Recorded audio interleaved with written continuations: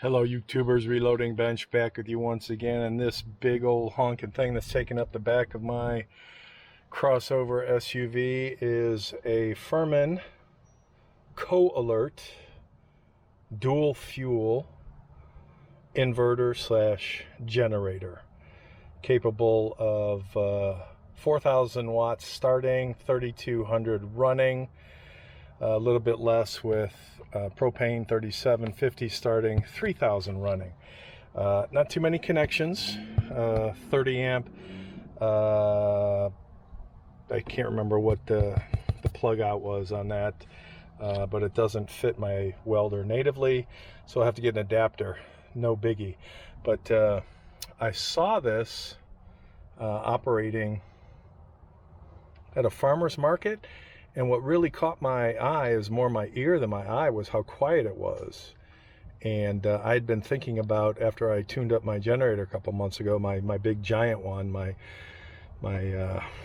Mongo, and my gas operated one, that I bought a kit to do natural gas but never installed it, or propane. And when I heard the one at the farmer's market, I couldn't believe it, because I was looking at a Honda, and those are $1,200 plus tax. You'd be surprised at what the price is. So I'll show you what I saw online, and I thought, well, let me check my local Costco to see if they actually have it in stock instead of waiting for it to be delivered. And what I found was very interesting. So obviously I bought the one that was at the warehouse, and I'll show you what I found online, because we'll do an unboxing. This will probably be a two-parter. One, the hey, this has arrived, and two, the unboxing and startup. Hello YouTubers, Reloading Bench back with you once again, and this video is not the first today about this topic, so we're kind of going in reverse order. And it's not so much reverse order from this morning's video as it is from what triggered this morning's video. So we were at the farmer's market this week, and we were leaving. And as we were walking by one of the vendors, we walked past this generator, this inverter. And it was so quiet, because recently we had to use our generator when we had a power outage, maybe 3 weeks ago or so. It was only for an hour and a half, but again, you never know how long a power outage is going to be. And you know, when I turn my Champion 9,000 watt generator on, gas driven generator, that puppy is loud. And a few years ago, I found a kit that allows you to adapt that gasoline only generator to also support propane. But it was a hack. It wasn't from the factory, third party, everything. And I have the parts, and I just never got around to doing it, because every summer is like, oh yeah, I got to do that. And then I wouldn't. So a couple months ago, maybe 2-3 months ago, I got the inkling to look at a smaller portable in the sense that, you know, if I had to, I could lift it. There's no way I can lift my Champion. That thing's, you know, I put the handles up and I tilt it on the wheels, and then I roll it around. That's as good as it's getting, especially with the 5-gallon tank. So when you think about all the gas in there and whatnot, that the best I can do is roll that around the backyard. So I was thinking, you know, Honda, get a Honda. They're so well known for their quietness. And then I think I saw Project Farm do something about, you know, the Honda and the Wen and the Harbor Freight and a few others. And I got to thinking, yeah, I need to maybe get a second one, and this time I'll get the dual fuel, so gasoline, propane built in, so I don't have to muck around and, you know, hack something together. And if I want to run all propane, then it's just, you know, that much cleaner, because we always have propane due to the barbecue grills, the gas grills, barbecue propane gas grill. So and we have 2 tanks. And I thought, okay, so, you know, always have propane around, and because I have a gas generator, I have a little gasoline around too. So this just gives us N+1 in terms of not only an approach to a generator, but having a second generator, because when does a generator fail? When you need to use it, that's when. So as we were walking by on the way home and saw this, I was like, wow, that's small and it's pretty quiet. And then I saw the side and, what it's rated at, 4,000 watts startup and 3,200 running. And I thought, for what we would do and what we've used the big generator that we have for, this would be fine. And then if we ever, camping or other, and then again, I thought about the welder, more to be more portable. So I guess, this planted a seed because I had been thinking about the Honda a few months back until I saw the price of the Hondas. And, they're like $1,200. And even this guy was like, love it. It's been perfect. It's at Costco. So I, planted a seed, mental note to myself. Okay, next time we're at Costco, we'll take a peek. Well, this morning, we were planning on going to Costco. And I thought to myself, oh, let me see if, if this is at Costco. And I jump online, and sure enough, here it is at Costco. And it's the Furman 3,200 watt running 4,000 peak dual fuel inverter generator. And lo and behold, it's on sale for $200 off. So it's $849 minus the $200. So my price would be $649, obviously plus tax. And the sale ends today, because today's the last day of August. So I thought, okay, good timing. This was potentially meant to be. So I thought, okay, we're going to go to Costco today anyway for stuff. If they have it, we'll pick it up. If not, I'll just order it online and it'll be here within 5 days, September 5th, roughly. Like, okay, cool. So we head down to Costco. Remember, $649. We head down to Costco. I look up on the shelf. There it is. There's the picture of the unit on the shelf. This is the Furman WHO 3242. WHO 3242. All right, I'm back. Had to take a fried banana break, which was actually quite delicious because it had a little bit of brown sugar in it. Yum, yum. So anyway, this was what was online. And then when I got to the store, I'm looking it over. It's the same thing. Because they had a few different generator/inverters at the store, at the warehouse, a couple of them gas. I think this was the only dual fuel. But I was just making sure it was the same thing. 4,032, 4,032, 3,750, 3,000, blah, blah, blah, blah, blah. Because the reason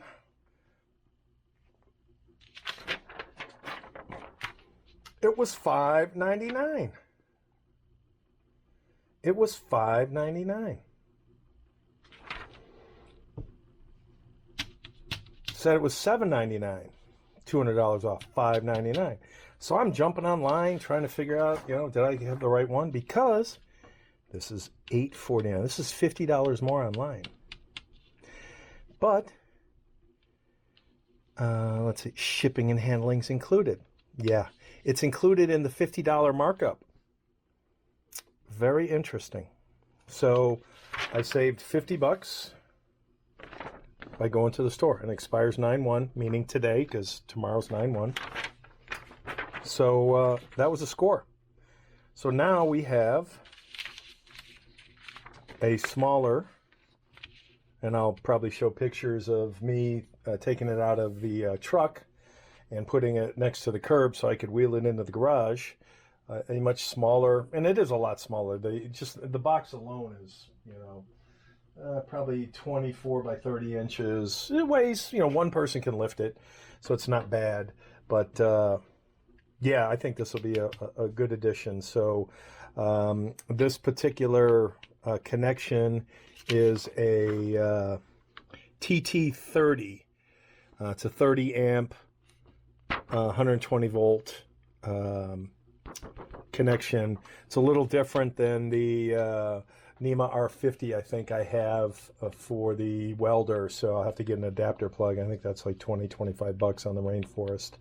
But it's got a whole bunch of shizzle here that I'll have to figure out. A lot more buttons and hoo-nanny diddy daddies. There's the ground for the copper ground that I did. So a lot of doodads that I'll read the instructions on, and we'll do a follow-up video, probably an unboxing and putting together video. I don't know if there's anything to put together other than taking the back off to put the oil in, and we'll go from there. So definitely a follow-up video on this, because this was a score as far as I'm concerned. $200 off. It gave me what I was looking for. I was actually able to hear one running at the farmer's market, so I noticed it's not that loud, especially compared to my Champion, my much larger gas version Champion. So all good stuff. More to come. Hello, YouTubers. Reloading Bench back to you once again, and we're going to call this. I'm going to tack this probably onto the end of the first look, or the delivery of my Furman dual fuel WHO Whisper 03242 unit.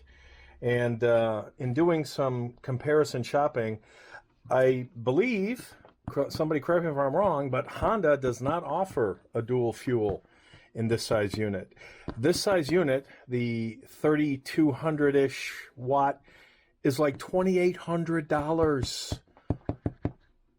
It's a $3,000 generator, and it's gas only. It has a carbon dioxide alert. I can't remember what it was called, something, something, but it's not a dual fuel, so it's gasoline only.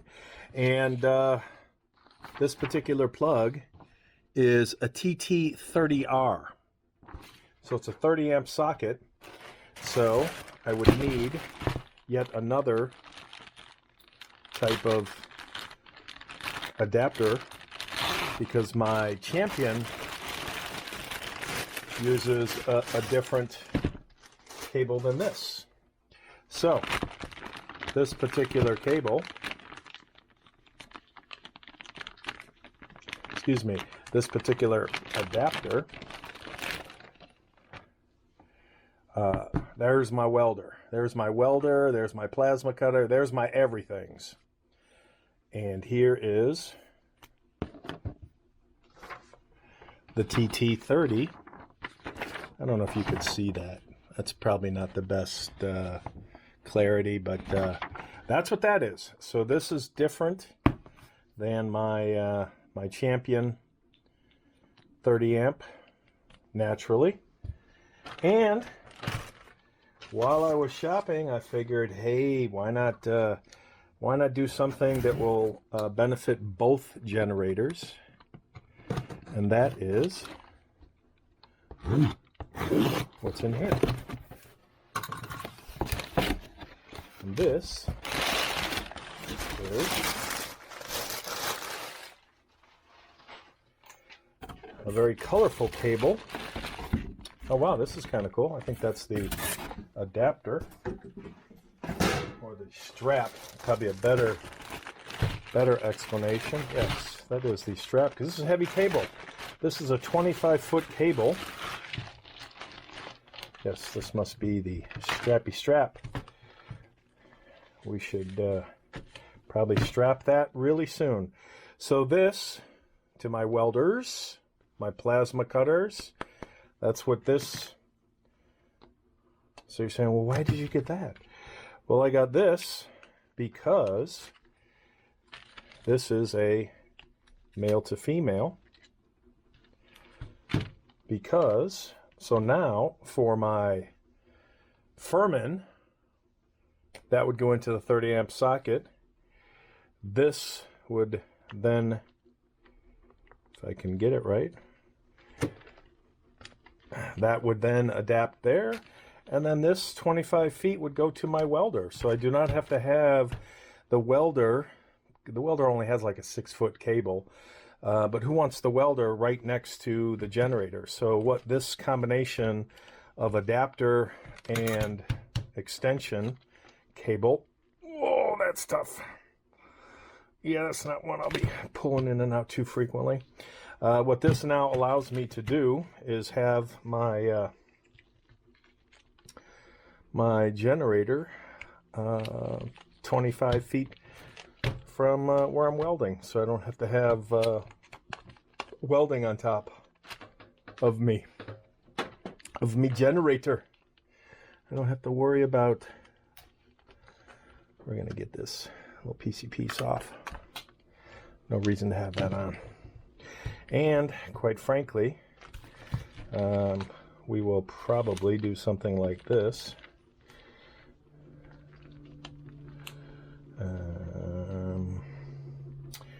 So it's going to be like this.